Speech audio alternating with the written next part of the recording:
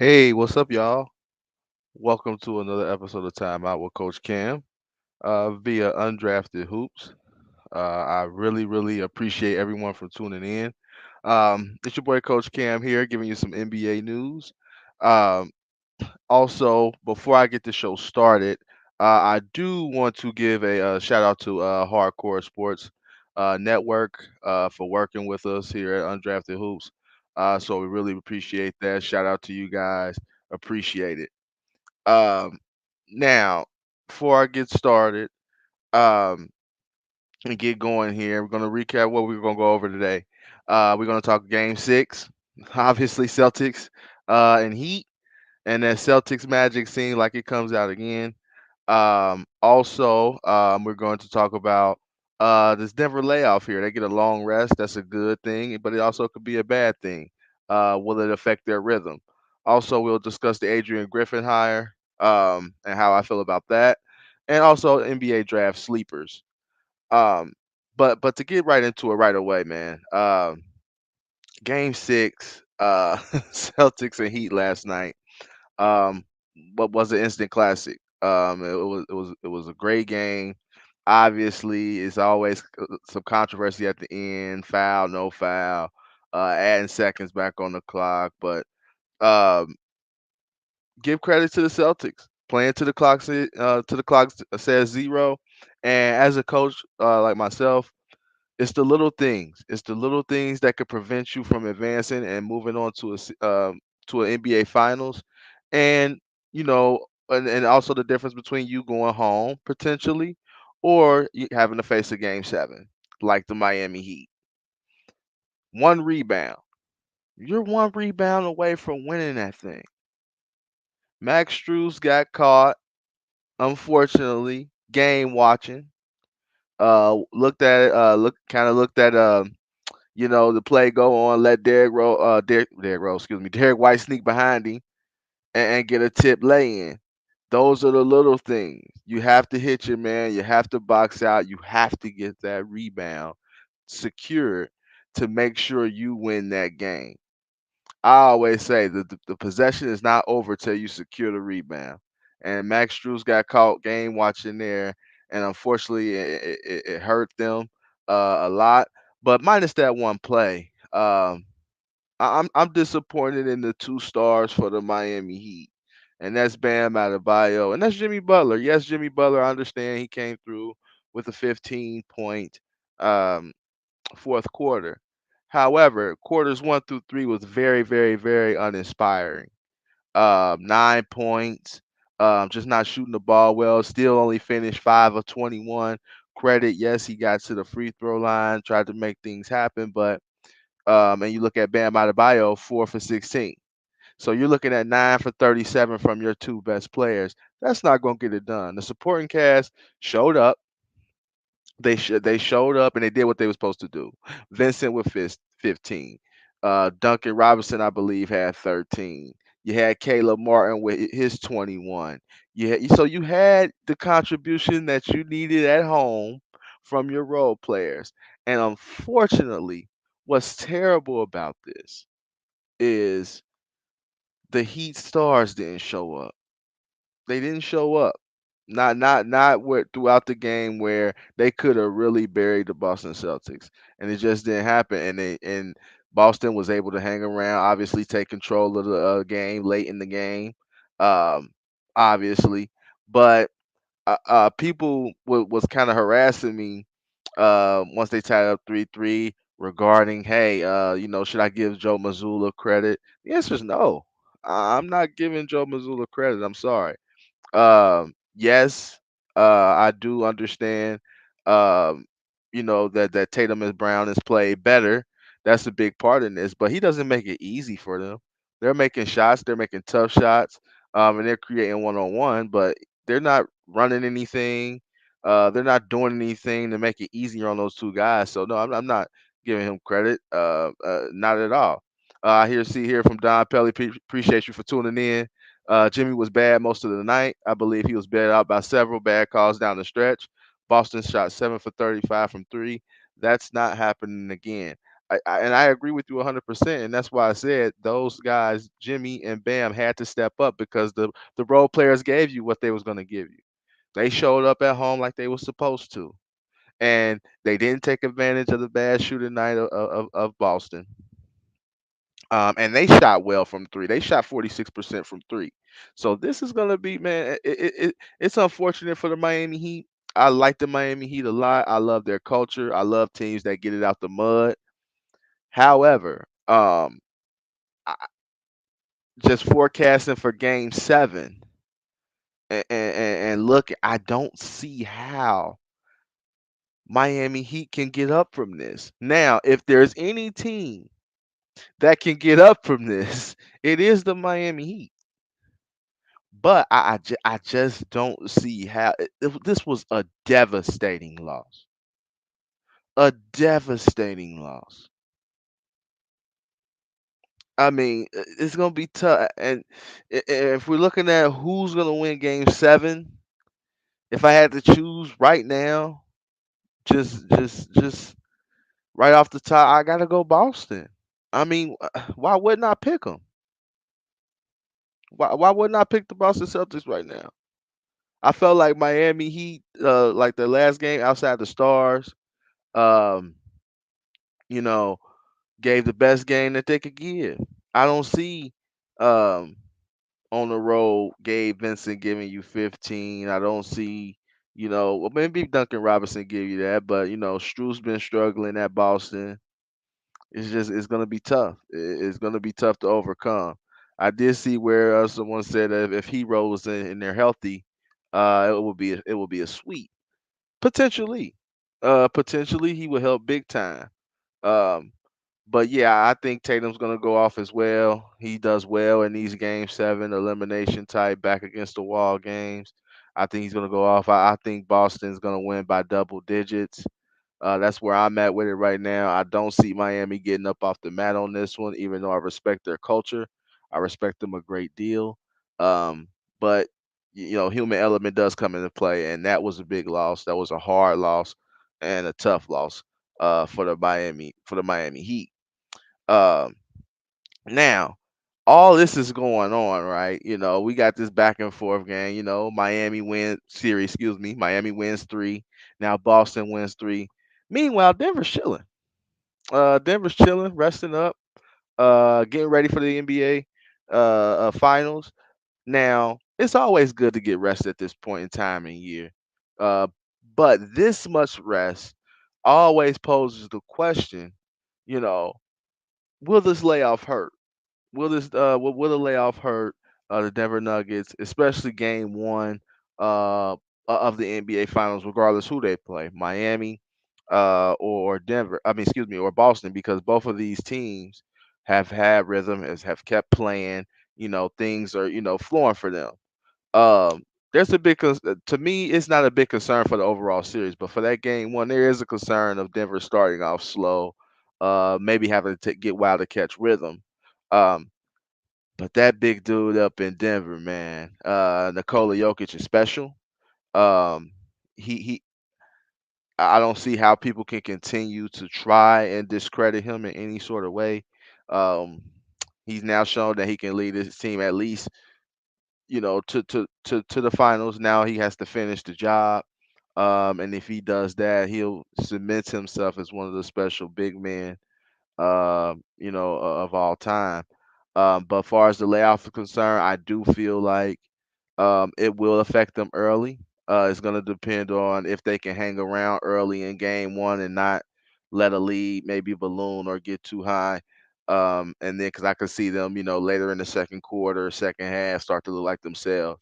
But I do think early in Game 1, them really not having much time to, I mean, to play, I mean, because Michael Malone even says it's kind of this is the difficult challenge of trying to keep us sharp and keep us engaged because they're anxious to play, but at the same time you don't want to go overly hard in practice either. It's the NBA, and bodies have to be preserved. So it's going to be interesting. Well, it's what they see, but watch a little rust early, especially in the first quarter of Game 1 of the NBA Final from the Denver Nuggets. Um, Now moving on, big hire yesterday for the Milwaukee Bucks. There was a lot of speculation of who they would hire. It was definitely some names tossed around, and they landed on Adrian Griffin. And I want to give a kudos to the Milwaukee Bucks there, finally giving Adrian Griffin a chance. Nick Nurse has said, you know, previous years ago that Adrian Griffin is ready to be an NBA coach in this league. He often, sometimes he sits out certain games and let Adrian Griffin coach the games. I've seen that before, and I think he's going to do a great job. I know people are saying, well, you fired Bud for this, and well, this is apparently Giannis's pick. Giannis sat down with the brass and okayed this and gave the go ahead to and really kind of pushed the envelope for Adrian Griffin. So I'm actually excited to see um, how this going to unfold, because sometimes, look, I'm not saying Bud was a bad coach by any stretch of the imagination. That's not what I'm saying. Um, but however, sometimes you need a different voice, and sometimes you need somebody that's been in the player's shoes before, whether they were a superstar, role player, or the 12th guy on the bench, regardless of who he may have been. Sometimes you have to have a coach that has done it before, and it's not like he hasn't paid his dues. He's been an assistant since 2008. So that's over 14 years of soaking in knowledge from different coaches. I think he is ready for this. I think he's going to do a good job. I think he's going to um, you know, continue to have Milwaukee in a successful position. And I think you might see Milwaukee finally get over that hump in the playoffs as well. Um, yeah, and I see Josh here says wow, since '08 definitely paid his dues. And that's what I'm saying. It's kind of like the Darvin Ham situation almost. It's like, you get chose over for years, you finally get your opportunity. And when people can say what they want to, but I thought Darvin Ham did a great job after paying his dues for you know, um 10 plus seasons. I think it was more close to like 12 or 13 as well. So these guys have experience. They soak up knowledge from different coaches, and they use them, at the right time in game situations. And I think that's very important. So it's not like he's fresh off the block or just somebody new. This is a guy that's been around, and I think he's going to do a great job relating to the players. And then sometimes it's more to it than just X's and O's. You have to be able to lock in with your players, tap in with them personally, and I think that's what Adrian Griffin is going to do. And I think that will help the Milwaukee Bucks. That little small thing, that small little disconnect maybe Bud had with his team. I think that'll close the gap and make the team even closer. Um, moving forward in 2023, 2024. However, they do have some pieces that they need to fix now. They have Adrian Griffin, but they have, some holes possibly happening in free agency. Brooke Lopez is a free agent. Chris Middleton, we don't know if he's going to opt in or he decides to hit the market. So it's going to be interesting to see what type of team uh, Adrian Griffin, uh, you know, um, what type of team they'll be able to mold for him, for that upcoming year. But I'm just happy that finally a guy like him, a guy like Darvin Ham, is put in a situation to succeed. I think that's very important. Let's see here. Josh says Lopez is a big piece for them. I don't know. I'm kind of over Middleton and Milwaukee. The thing is, with that, I can see that, right? They might have to trade Middleton to try to get something back. I'm kind of over the Middleton experience there in Milwaukee as well. They got a ring out of it. I think that's all they're gonna get with that. However, it's kind of hard. It's like, what else is out there? Like, are you gonna get better? Because Middleton is a big piece for them. Middleton is a guy that closes games for them. So it's like, who are you gonna bring in to possibly at that guard spot help Giannis be a closer? That's where you kind of almost want to try to hold on to him. because it's like if we can't get nobody else, then we're not as good as we were last year. So he said swap him with the same guy that this Tobias. Oh no, no, no, no, no, no, no, no, no, no. And I think maybe I don't know. I'm sorry. I know our guy Joe. He watches the show. Big Philly fan. Um, but Tobias, nah. I don't like Tobias Harris a fit there for the Bucks. He's not a closer at all. He comes up small in big moments. That would be a that would be a terrible swap. Um, but yeah, Sixers could move on from him too. Yeah, they can. Just replace him with a 3 and D guy. They don't need no, nothing major at that 3 spot, but they don't need somebody like Tobias Harris that where you pay him to give you a solid, well, an efficient 16 to 20 points a night, and he doesn't give you that when it's time when the lights are bright. So yeah, he could get traded too. But it's gonna be interesting. Milwaukee got some things that they need to look at, and it's gonna be a different looking team. I feel. Because Brook Lopez's services is going to be wanted as well. Someone that can stretch the floor and also rim protect at a high level, a defensive player of the year candidate. So it's going to be interesting to see if they can afford all of that there up in Milwaukee. Now, before we go, I do want to touch on, obviously we're getting towards headed towards June. And with June, that means the NBA draft. That means we're going to see fresh faces in the NBA, which is always exciting. Um, I do want to touch on, obviously, we done touched on, we know Scoot, uh, we know, uh, excuse me, before I would touch on the NBA draft sleepers real quick, I did see a comment here uh, at the bottom from my guy Delvin here. I appreciate you tuning in, brother. Um, it says, imagine if 76ers chose Jimmy over Harris. And that probably set them back because I think if they had Jimmy Butler right now, uh, they would already have one. Somehow, some way, they would already have a ring.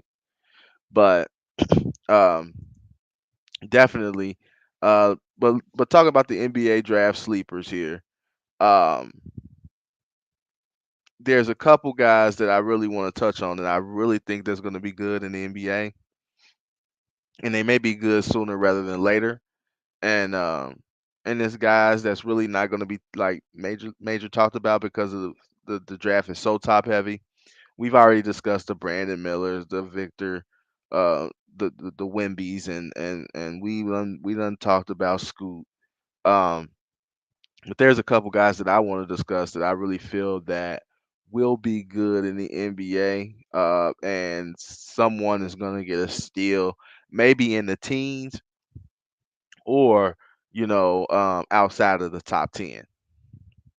The first player I want to touch on, who I feel that will be drafted around like 16 through 20, but I think that'll be really really good, is my guy Jordan Hawkins from UConn.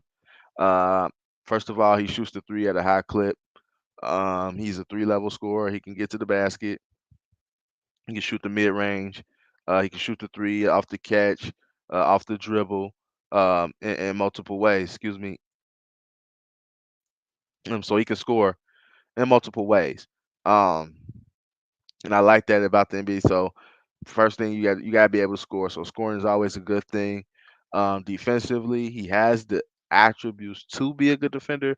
Right now, he's shaky on defense, but he has the attribute. He has the wingspan. He has the quickness. Um, it's just the fight, and and he has to, that's something he has to work on. He said Hawkins that mid tier that could end up on a good team too. Yes, exactly. That's what I'm saying. You could come in, learn under a good team, learn what it is to be a pro, and help out, and sparingly in minutes. I really think Jordan Hawkins could be a sleeper there. Like I said, he got some things to work on, but I think more in the more spaced NBA. You got to remember, college is so congested, it's tight. Um, And oftentimes, players don't get the space that you see in the NBA, and I think that's someone that can excel with more space. Another player that I really like that I think will fall outside the top 10. I think he'll go anywhere between 10 and 13. I really like the point guard from Baylor, Keontae George. He is someone that I watched several times, and he's just eye popping every time I watch him, especially in the Big 12, which I feel like is the best conference in college basketball. I felt like he was always one of the best players on the floor. He could play make for others. He can shoot the three. He can shoot it. He got range on his shot. Once again, someone that can shoot the mid range, can get to the basket. Um, obviously shot selection is a thing that he can improve on. And also cutting down on the turnovers, trying risky passes and things like that. But I think Keontae George, someone that could fall in between like 11 and 14, someone that could be really, really special, and can be one of the better point guards in the league, someone that could give you 20 and around 8 and 9 assists. I think Keontae George is someone outside of the top 10 to look at, um, that could be very, very, very special.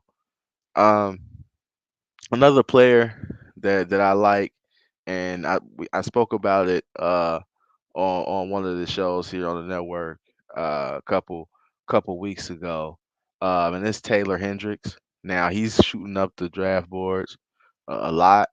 He's a 6'8" power forward from UCF, and obviously I watch UCF just because they were in the same, or they will be, they'll be coming to the Big 12 as well. Um, and they're in the same conference as UC. So obviously, I was able to watch them twice a year, and he was eye popping, extremely athletic, one of the more athletic players in the draft. Um, Block shots at a high rate, so he's a good rim protector. Can step out to shoot the three at a very efficient clip, 41%. Someone that can, also, um, create for itself on a low block as well. So I think that's someone that you're gonna see shoot up the draft boards. You may see him picked in the top 10 now. But I think he's very, very special.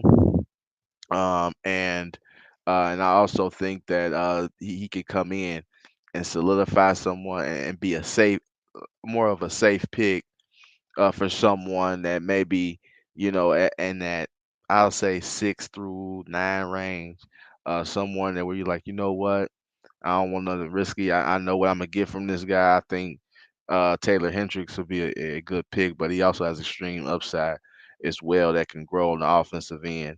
But he'll be a elite defender right away for whatever team that decides to pick him. Hey, and that's it for today. With Time Out with Coach Cam. I appreciate the comments. I appreciate everyone for tuning in. Make sure to follow Undrafted Hoops and myself, Time Out with Coach Cam, on Facebook, Twitter, and also YouTube. As well as I also want to shout out again Hardcore Sports Network for partnering with us and teaming with us to help push our content. So I really, really appreciate that. But until the next time, we out.